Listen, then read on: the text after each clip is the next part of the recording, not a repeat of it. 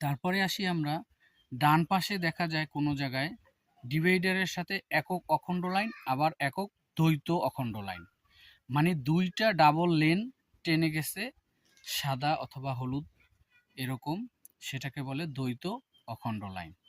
তো এই একক খণ্ড খণ্ড, একক অখণ্ড এবং দ্বৈত অখণ্ড লাইনের ভিতরে তফাৎটা কি এবং কি নিয়ম, সেই ব্যাপারে আমরা আজকে বিস্তারিত আলোচনা করব।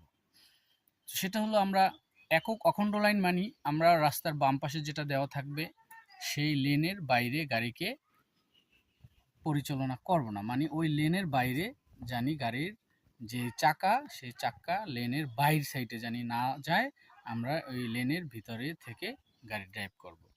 তারপরে আসি আমরা মধ্যখানে যেই একক খণ্ড খণ্ড লাইন, সেটা হলো যে আপনি ডানে অথবা বামে গাড়ি পরিচালনা করতে পারবেন, মানে যেতে পারবেন। সেটা হলো আমাদের গাড়ির যে ইন্ডিকেটর সিগন্যাল লাইট, সেই সিগন্যাল লাইট যদি ডানে যান সেটা সিগন্যাল লাইট ডানে ব্যবহার করব, তারপরে আস্তে আস্তে যাব। আবার ডান থেকে লেন থেকে বামে যাব যখন, তখন বামে সিগন্যাল দিয়ে ওই সিগন্যালের মাধ্যমে আমরা আস্তে আস্তে বামের দিকে যাব। এখন একটা কথা আছে এখানে, যে আমরা কতটুকু স্পেস থাকলে কতটুকু আগে আমরা ডানে এবং বামে সিগন্যাল দিব।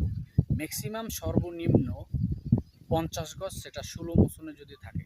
স্লো মোশনে যদি গাড়ি থাকে, গাড়িটা স্পিড আছে 40 থেকে 50, তখন আমরা ওই 50 গজ আগেই বামে অথবা ডানে ইন্ডিকেটর দিয়ে দেবো। তারপর যদি গাড়ি আরও স্পিডে থাকে 80-100, তখন আমরা 100 গজ, 80 গজ, 120 গজ এরকম আগেই ডানে অথবা বামে ইন্ডিকেটর দিয়ে তারপরে লেন পরিবর্তন